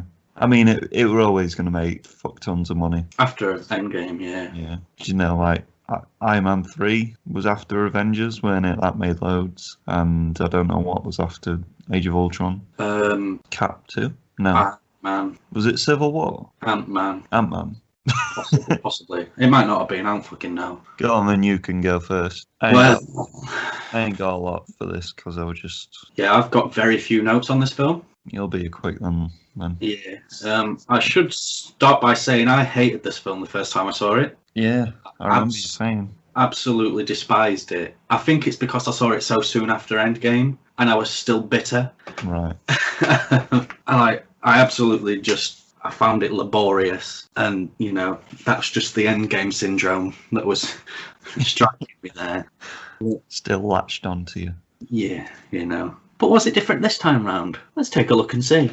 Ooh, cue intro. Fury in back. A lot of time for that. Yes. Good characters. Mysterio's a bit alright, isn't it? He's a good character, isn't he, that lad? The Whitney Houston Memoriam section made me just howl with laughter. It's just like, that's some funny shit. And when they have the candle and it's got the Getty Images watermark on. Yeah, beautiful, isn't it? Yeah. That's good stuff. Happy and May relationship, good or bad? I'm not sure. I still don't know. That's a bit of both for me. That could fall in either category. Ned and Chick. Hey. I thought that was fun. I think. Again, that's one that can fit in either for me. I think it was bold of them to take Spider-Man out of New York. Yeah. A very bold move that paid off for the most part. Yeah. MJ in a dress when they go to the opera's weird. It's just weird to see her in a dress. His version of MJ. But, you know, I thought she looked cute, you know. I was like, oh, he's going to finger her. And then he didn't because he had to go and fight a fire monster. Yeah. Yeah. I like the black suit. And when he's called Night Monkey, because Night Monkey's just a banging name. It is, isn't it? You know. I wrote fuck Stark there. I didn't think I'd be writing that, but I did. Yeah, there's only one good Stark bit that I like in this film, actually. The rest, I'm like, alright. I like the trippy sort of section, do you know, where he's in the first trippy section. In the warehouse. Yeah. Setting, yeah. I thought that was pretty cool. And then he gets obviously hit by a train. Yeah. I was like, that's pretty cool because trains are cool. I like the football hooligans. I just like all the brief bit in the Netherlands. Yeah. Mostly because I always send my scouts to the Netherlands on FIFA. Because they're just nice people. They are. You know, I want nice people on my football team. They even shut the jail door and go Yeah. back to jail for the guard who's got the Night Monkey mask on. Yeah. I like the phrase Peter Tingle. It amuses me. Yeah, it's good. Isn't it? It's used throughout. I just want a Maria Hill TV show. Yeah. Isn't she in Agents of S.H.I.E.L.D.? Like maybe a couple of episodes. I don't know. I've not watched it, but I think she's really underused, and I think she's a good character that you could get a lot of. In the MCU. Yeah. I think she could be a modern day Agent Carter type show. Yeah. And I've got a lot of time for Agent Carter. I like it when him and MJ finally get together. And then I just wrote, he's gonna finger MJ on the plane home. Nice use of the Ramones like they used in the first film, but obviously it's a different song this time, which is I Want to Be Your Boyfriend from the debut album, The Ramones from 1976. Banging piece of punk rock, Jay Jonah, oh my. Spidey identity known. Not sure if I like that decision or not yet. We'll have to wait and see. Skrull, Fury and Hell. Oh my. Not sure if I like that decision yet. We'll have to wait and see. I made very few notes because I was just enjoying it. I didn't write anything about the action at all, for some reason. I know. All Mysterio, you were just like, yeah, he's a good guy, ain't he? I liked him. Yeah. There's so much that I've missed that was in my brain that why don't I write about this? But I'll just back off your pros. Yeah. Because I do have a lot more that I just didn't mention for some reason. It's like 4 all over again. My pros. I love the look of Mysterio. Having gone balls to the wall. He's got the mask and he's missing an eye. The fishbowl. And his son's there, the kendo stick. Wait, what? I'm talking about Rey Mysterio, I think. Oh, yes. No, but I like how they've gone like proper comic book. Yeah. Love the humorous blip news report, like you said. It's just good, isn't it? Yeah. Especially when that guy's playing the trumpet or whatever, and then he fades away. It's making fun of like a really horrible situation. Yeah. Wait, what? Oh, Ned and Peter. I put Bed and Peter. I was like, we're just 2 lads, aren't they? Like, their duo is amazing. Bachelors in Europe or whatever Ned wanted to be. When they're trying to make up that plan. And then he's like, no, I'm after MJ. So good, man. It's just such a nice feeling to watch this film after Endgame. May actually doing something in this one. Awkward, happy, and May. I'm a bit like you. I'm like, yeah. Because obviously in the first one, it will lean in more towards Iron Man getting with that May. You don't send Nick Fury to voicemail. That's good. I like that. Nick Fury in this is really good. And Maria Hill. All the stuff on the plane, especially the wife pretending to be dead thing with the teacher. The two chaperones, the teachers in this are really good. We're amazing, aren't they? They amuse the shit out of me. I said there's a lot of stuff in here that I didn't mention that was pros. Because I was just having a decent time compared. I think it's because I hated it that much when I first watched it. It was like I was watching it for the first time again. Yeah. So I was like, oh yeah. So I was just having a good old time. Put Ned is getting some, but then I put also he's a simp carrying a bag round for her and a little. A bit like you. No. Yeah. No. Yeah. No. Yeah. As I said to you, but you said it were all fake. Sneaky Jake can be seen in the film. Mate, fake news. It's not fake news, mate, is it? Someone called me up and said, it's not real, right? He's making out. So obviously when they step out of the airport, you can see Jake walking into back at Peter in his cap and shirt, and then there's another time that you can see Jake and also the guy who is on the bus with him. Yeah. He can be seen just before the water monster comes, which is cool because I love his team of ex-Stark employees. That first Mysterio scene when he's fighting the water monster, obviously. Mysterio's just fucking. I love Mysterio. Nick Fury, when he's getting interrupted by all the different people after he shoots Ned with the tranquilizer. That's really good. I love his teacher because he's just so awkward. And Earth 616. Which is a reference to the comics. You like them, don't you? Well, it's weird, isn't it? Because he talks about the multiverse and everything, and this film has a twist in it, but it could have easily gone the other way. And somehow they could still make it go the other way. It's all a bit up in the air. I think they should have made it so Mysterio was actually from this different Earth. I think that would have been cool. But with all the upcoming multiverse stuff, they could still do it, I guess. Nick Fury being a sneaky boy upgrading their trip with Dimitri, the fucking... Oh, man. Using Stark's tech to sort out his teenage shenanigans. Yeah, I love it. I fucking... just prior to that, obviously, when he gets the new suit or whatever from the woman, she's just like, get naked. I'm just like, all right, love, he's a minor. Fucking hell. I love it when he slaps the shit out of Flash. Yeah. Yeah, when he won't give him glasses back, he's like, fucking knocks him out, doesn't he? MJ and Peter are so cute, aren't they? Yeah, a lot of time. I think MJ really shines in this film, to be fair, in comparison to the first one, because she's kind of in the background of... Well, yeah, she was pretty much a side character. Yeah. Full on tertiary. Stealth suit, she's just cool in it. I like how the eyes flick up like night vision goggles. It's cool. When he says it's tight around the little web shooter, that's his penis. I'd touch it. I love it when he zaps one of the drone's things off, because like the first time you watch it, you're like what's that? Yeah. What? 'Cause it almost looks like a CGI mistake kind of thing. But yeah, Jake and Tom have good chemistry. I love it when they're in the bar together. Yeah, that's a good talk. He's such a manipulative little bastard, isn't he? And then I kind of wish Mysterio was a good guy. And then, obviously, as soon as the bar starts turning into what it actually is, and he's like, yeah, we did it. I was just, he's a cunt, isn't he? He reminds me of Jim Carrey's Riddler in that scene. Probably most because he's just got the green kind of onesie on, and he's going a bit mental. Bald Iron Man. I love how they brought him back. And how they tied it into like Civil War, in it, like they tie it into with the bath technology. Yeah. Big up the little guys, meaning the ex-Stark employees. Especially the woman who gets the creases out. It's a hard job, that. But, they're so cute. I Am Spider-Man scene with MJ.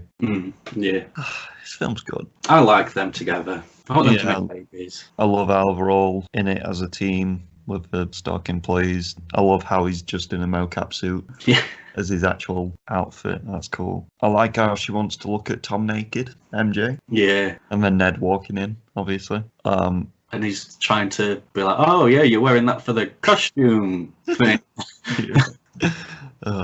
They really get the kind of teenage feel right in all the comedy and stuff. It's good shit. I like it when he rips the seatbelt off when he's in Nick Fury's car. Yeah. Wow. Nick Fury's going on. And I put the scene, meaning the first mindfuckiness. It's just really good, isn't it? There's so many moments in that where you could be like, oh, remember that? Like the two stick out moments for me is obviously the zombie Iron Man and the snow globe bit. I really like that when he's in his like kind of helmet as a snow globe. I do like it when he's fighting all the different Spider-Man though. That's cool. And then he gets hit by a train. Just fucks him up, doesn't it? Yeah. And I like how what's the word? Suspicious he is after that. Like he doesn't know what's real and stuff. And then Happy's in it, isn't he? Being a little like daddy figure to Spider-Man. I like it when he's making his suits. And I like the line, oh, I love Led Zeppelin. Because it made me chuckle because I was like, oh, he's a dick. He's such a dick, isn't he? Right. No. It would have made sense if they'd gone for a different band, is what my big issue was. Because Led Zeppelin and AC/DC are very different musically. So if they went for more of a hard rocky type band like AC/DC, rather than the sort of blues shitty bollocks that Zeppelin put out, then I would have been all right with a line. All right, fair enough. I just put, I love how much of a fucking retard Peter is. New suit, this last fight scene. Oh, yeah, I just got really confused by one of my notes. When Nick gets a decoded message, and then Mysterio says something, and then he just turns around to Maria and goes, see, now that's some bullshit. And then when Happy tries to throw a shield, that's funny. How does Cap do it? Yeah. Yeah, there's a lot of stuff I really should have wrote, but I was just enjoying it. Happy has some good lines, to be fair. Yeah, I'm not the biggest Happy fan, but I quite liked him in this film. Yeah. When they're all thinking they're going to die, and he's just like, I'm in love with Spider-Man's aunt. Yeah. I like, in the final fight, when his web shooters are broke, and he picks up the thing as a shield and makes like a makeshift hammer type thing. Yeah. Yeah. There's some really cool looking stuff in that fight, to be fair. And I like how it's just all in one place, like it's all just around the London Bridge. Obviously with the Spider-Man stuff, obviously it's Tower of London as well, but I like how he actually homes in on his Spidey sense as well. He's Peter Tingle, mate, not his Spidey sense. He tries to shoot him in the head, doesn't he? He does. I forgot that, and I was like, fucking hell, that's dark, innit? Desperate man, though, isn't he? Desperate man. I put, he ain't dead. He didn't need Edith to start with, so he could have easily been like, yeah, I'm dead. Because when did he get a chance to do the filming of the, Peter Parker's real name? I don't think he's dead. They never show the aftermath of, like, if they, like, buried him or whatever. So, and obviously when the board guy takes the USB, fucks off. And then I put, even if he is dead, it's easy for someone to take over the mantle of Mysterio. Oh, ain't that cute when they're holding hands? And the Ramones are playing. Yeah. And then that's just after his finger on playing. Yeah. I put Flash would be such a good substitute for Harry Osborn. Because obviously it shows like the driver and then he's like, couldn't Mum make it this time? So it's obviously they're a really high class family. It could easily, but they're just taking it in a weird direction with next film, aren't they? I put J.K. Simmons and my boy Ben as Talos. Where was Maria then in the thing? Because we know Fury's in space. Oh yeah. I just realised, where is she? Where's my girl? Maybe she's off filming that TV show that I want. Maybe. In universe, obviously. Cons? Happy in May. But how I feel about that. Ned and Chick. See, I like the Ned and Chick one because it only lasts for the film. Yeah, I don't understand why they broke up. It's funny though, isn't it? You know? It's funny how adult they are about it as well. Yeah. Yeah, I like the adultness of their relationship. It's funny.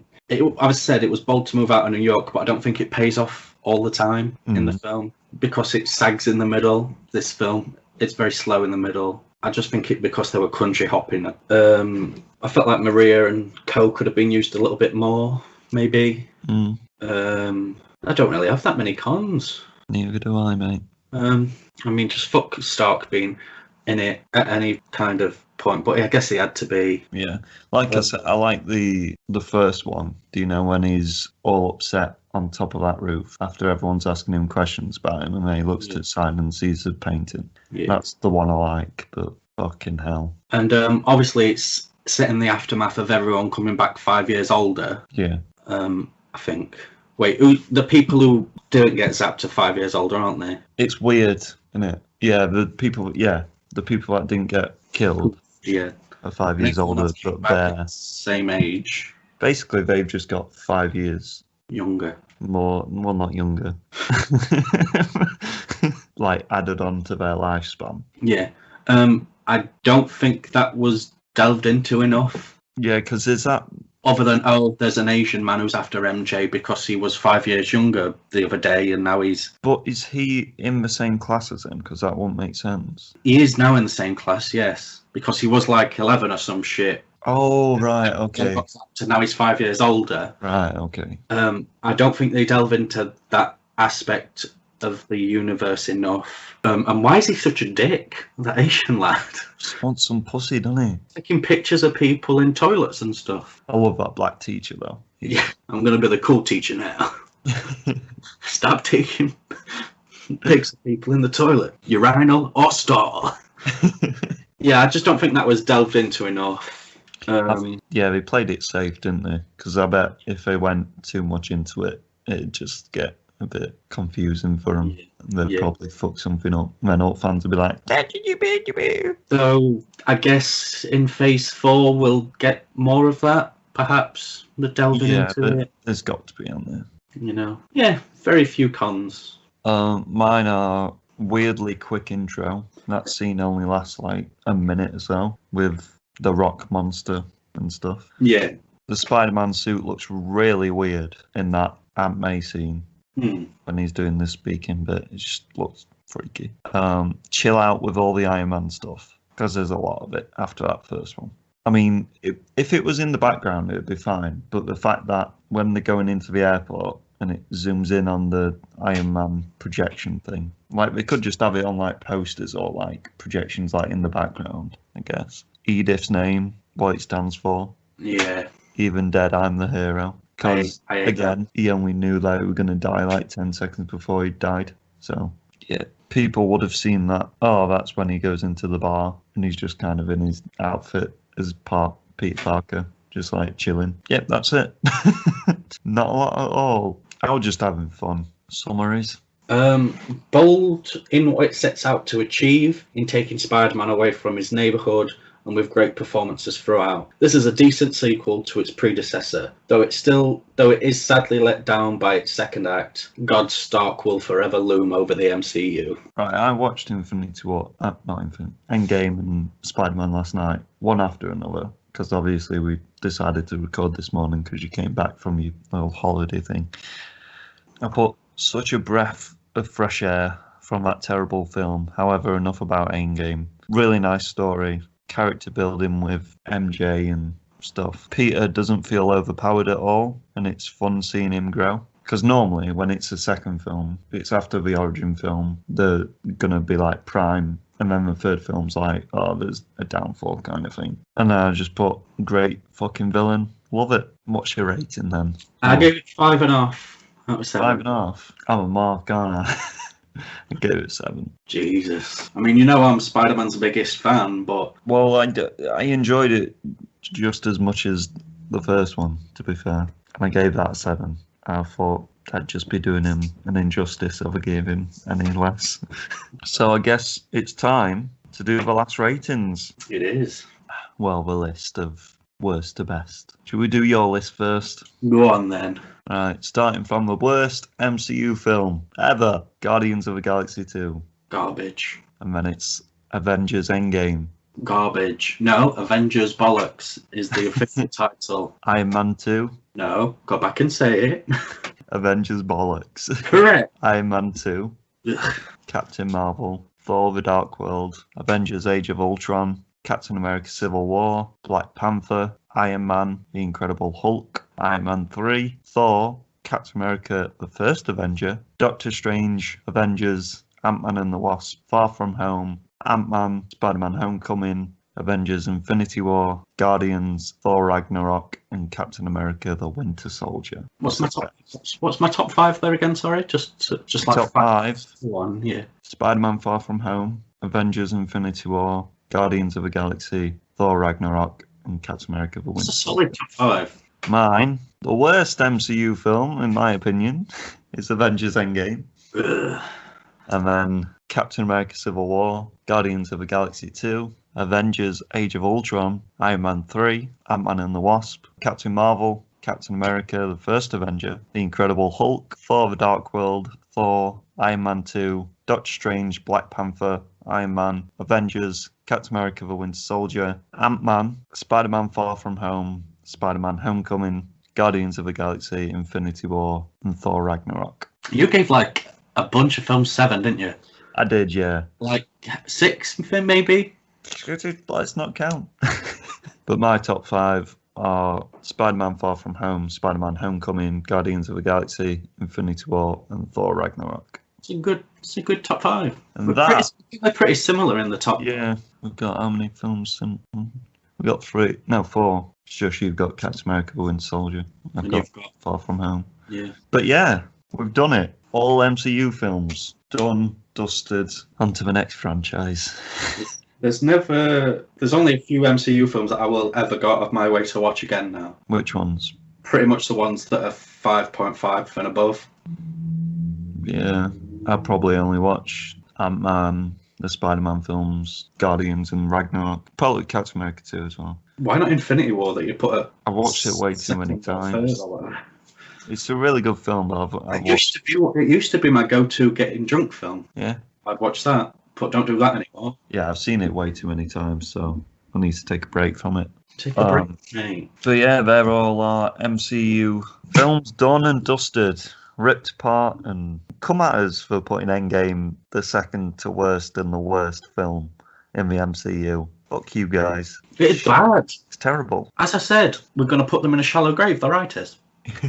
And that's a promise. I mean, if you added up our scores together, it would be the overall worst film, because I gave it 0, you gave it 1.5. So yeah, We should do that, like an overall ranking. I'll do it when I do the post. That'd be pretty cool. So, on to the wrestling news now, which I've done by myself again. So, see you in a minute. So, I've just been in contact with Mr. Pineapple when he's living life up in fucking Skeggy Lads, away from us all. The bastard, he wants me to do the wrestling news as well. Aw, what a fucking shame. Well, I'm gonna do it for you beautiful people, alright? Let's go. WWE, the 2020 draft is going off right now. I'm gonna update you on what's happened, alright? Drew McIntyre is staying at Raw. Roman Reigns staying at SmackDown. Asuka staying at Raw. Seth Rollins is moving to SmackDown. The Hurt Business, MVP, Bobby Lashley, Cedric Alexander and Shelton Benjamin are staying at Raw. AJ Styles is going to Raw from SmackDown. Sasha Banks staying at SmackDown. Naomi is going to Raw from SmackDown. Bianca Belair is going to SmackDown from Raw. Nia Jackson, Shayna Baszler staying at Raw. Ricochet at Raw. Jey Uso staying at SmackDown. Mandy Rose staying at Raw. Rey Mysterio and his son, is going to SmackDown from Raw. The Miz and John Morrison are going from Raw to SmackDown. The New Day, right, when I say the New Day, I mean Kofi Kingston and Xavier Woods are going from SmackDown to Raw, and Big E is staying on SmackDown. So yes, boys and girls, they'll split them apart eventually, finally even, and probably we'll see a Big E heel turn. Who fucking knows? Dana Brooke staying at Raw, Otis staying at SmackDown, Angel Garza staying at Raw. There you go. There's a draft. Moving on to the next fucking news. Alberto Del Rio. We talked about him. Well, we talk about him nearly every week. The fucking prick. You know how we said about him kidnapping that woman and saying something about leaving a kid on the side of a road and stuff like that, and possibly like raping this woman and stuff? Yeah, he's being actually indicted by the grand jury for aggravated kidnapping and could face life in prison. I think it's anywhere from... it says here, if convicted in the first degree, Del Rio could face between 5 years to life in prison and/or a fine up to £7,600. Should Del Rio prove that he released a victim voluntarily, then he could be convicted in second degree of aggravated kidnap. This would mean that he could face up to a prison sentence between 2 and 20 years and/or a fine up to the same amount. I hope he gets life in prison because he's a big fucking prick. Yep. Next bit of news. Paige. No, not Paige yet. Scrap that. Retribution. The horrible fucking stable or faction, whatever you want to call it, who's been going in, sawing ring posts and fucking breaking rings and all the you know who they are. Fucking slack jaw and all that shit. Guess who's the leader? The guy behind all the computers. It's Mustafa Ali, obviously, because his fucking little logo was on one of the computers. Everyone knew it, so, you know, yeah, fuck you. Ali's the Retribution leader. Great. He's going to get nowhere. He's going to be thrown under the bus again because it's Ali. Next bit of news. Paige. Anal Paige, as some people like to call her. Me, mostly. She's been looking into trade unions and unionism because of, obviously, she's a big Twitch star, right? And obviously she's still tied in with the WWE. And that means with the last week's news on all the Twitch stuff saying that WWE basically controls them, tells them when to stream and what time and what tweets to put out and all this shit. She's been looking into trade unions to help with that and tried to battle against Vince McMahon, who's a prick. I've been watching a lot of Dark Side of the Ring recently. I've been watching the Chris Benoit episode and the Owen Hart episode, and fucking hell, Vince McMahon's a fucking prick. I mean, everyone knew it anyway, but I just thought I'd reiterate, that's a word. Next bit of news, it's Halloween, innit, folks? NXT. Apparently they like to bring back all the nostalgia with, you know, Great American Bash, was it? And all the other fucking pay-per-views like War Games and that. They're bringing back Halloween Havoc on the 28th of October, hosted by Shotzi Blackheart. That's the NXT star. Who cares? Nah, probably good because it's NXT. But yeah. And the last bit of news, right, this is just confusing to me. Marty Jannetty, we've spoke about him. His Facebook's crazy. You know, his article, I know Mr. Pineapple gave me the news for wrestling news, and the one that he was talking about was Marty Jannetty's backtracking on his, because he came out on Facebook, admitted to murdering this guy and all this shit, and then he said, oh no, it's part of the wrestling storyline, but now he's like, oh no, actually it did happen. So who knows what he's trying to do. There's headlines here, I just put Marty Jannetty into fucking Google, and it's Marty Jannetty admits to burning body after murdering man. Like, Marty Jannetty made headlines when confessed to killing a man when he was a teenager. The man he killed allegedly raped him, and that's the thing with the storyline. But there's other stuff here, you know. Marty Jannetty says he was assaulted in New York City. Ex-WWE star Marty Jannetty said he lied to the police. Like, he's just a crazy man, and I hope he does go in prison like Alberto Del Rio, to be honest with you. But yeah, that's all the wrestling news. Onto the shout-outs and awareness, and suck my cock, motherfuckers. So, it's the end of the episode. We're doing the outro. Alright. We ain't got any awareness. Don't rob from people you know. Don't rob from people you know. Nice. Or hospitals. This episode's already been depressing enough with If you want to steal from big businesses, because they can handle it, because they have sense. If you want to steal some staples from work, do it. They're not going to miss a couple of staples. No. But, if you take a computer, they're probably going to realise. Yeah, probably. Start small, guys. And then we'll rise up. Any shout-outs? To all the stealers out there who are starting off the revolution, dig up the little man. And with that said, fuck you, Seaton. Fuck you, ginger prick. And stay fresh. Stay fresh. Take a ride on Tony the Pony. Take a ride on Tony the Pony. Please take a ride on Tony the Pony with Mr. Pineapple. Oh yeah, it's Mr. Pineapple's Wonder Hour.